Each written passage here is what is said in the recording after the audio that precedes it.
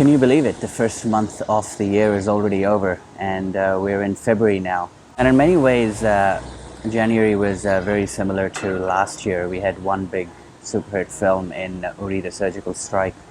This year we had Tanaji, both unexpected blockbusters, and that's good to see because we want actors to push their boundaries and films that go beyond the imagination of both the actors and the audience. And this year Tanaji did that. Fantastic results. They're still running, and the estimates are at about 270 crore, but who knows, it could easily do a lot more. We also had Kangana Ranaut release a film. She came last year on Republic Day, and this year as well. Unfortunately, this year her film flopped miserably. It did have a clash. Last year it did as well, but the competition was not as stiff as Street Dancer. And look, there are basically two films, two big female-oriented films flopping in the first month of the year. Alarm bells must definitely be ringing. Chapak, big flop, and a lot of the people were saying, oh yep, it's due to controversy. Now, we also had a lot of flops, and the trend continues, flop after flop. I've already talked about Chapak and Panga. Street Dancer 3D is also a flop. If a film cannot pass its successor, just like the Bang 3 couldn't do it last month, and this year now we have Street Dancer 3D, very disappointing. It's going to wrap up at about 60 crore, even less maybe, and really poor collections. Varun Dhawan, he's struggling.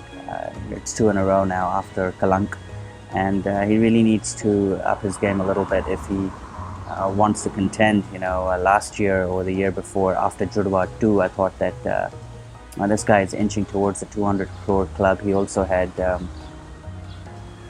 another film that I can't remember with Alia Bhatt that did very well, Badrinath Ki Dulhania. But anyway, I think he's going to have to rethink on how he plans out his career, and hopefully in the next film we can see him perform really well. It's being a Bollywood enthusiast, I'm meant to be quite excited about films, but February is not that exciting for me.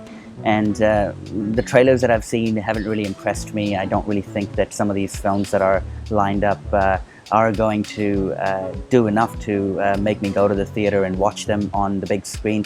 But hey, let's just discuss these anyways and see what we have in store in February. I'm only going to cover the main films. I don't cover small films that have hardly any significance in our lives, so no point wasting time on those films. So let's get a preview of the films that are coming out in February and how they're expected to perform, at least according to me. We have Malanga on the 7th of Feb. The trailer came out and was pretty stylish, but very confusing in terms of the plot. And because of that, I don't think this film's going to do well. And what are we looking at? Probably a 50-60 crore lifetime total, which would give it a good position. Whether it's going to get there is interesting. I personally think it's going to fold at about 40-odd crore. But we'll wait and watch, although I'm not having much expectation from Malanga. Pretty disappointing, really. Love Aajkal. Now, for me, Love Aajkal is quite an interesting one. I didn't like the trailer, and I think that Imtiaz Ali is one of the most, I don't know what to say about him. So, but given it's Valentine's Day, given the songs are going to be super hits, you could expect a big total on day one, and then the film might fade away. Personally speaking, anything above 90 crore would be good. That's where Karthik Aryan is currently stuck at, even though a couple of his earlier films, one of his earlier films crossed that Sonu Ki Didu.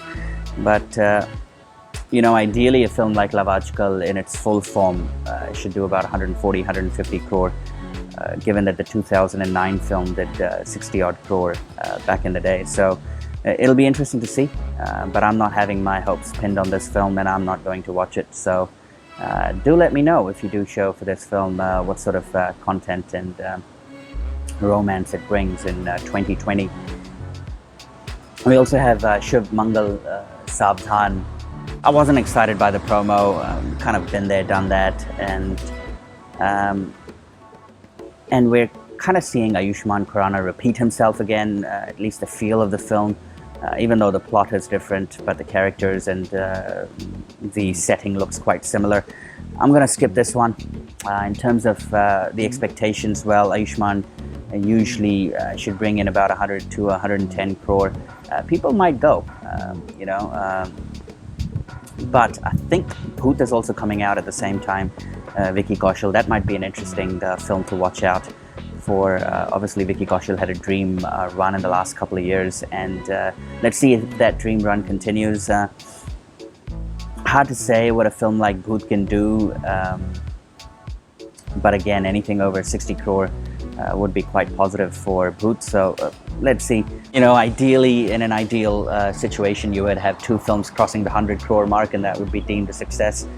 Those films, the likelihood are the Ayushmann Khurrana starrer, as well as the one from Kartik Aaryan and Sara Ali Khan, Love Aajkal. So maximum expectations are with those two films. But hey, you never know. Malang may throw in a surprise, it may not.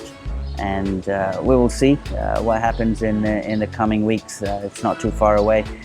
But the way January has gone, I expect February to go fast as well. And hope you guys have a safe and sound month ahead.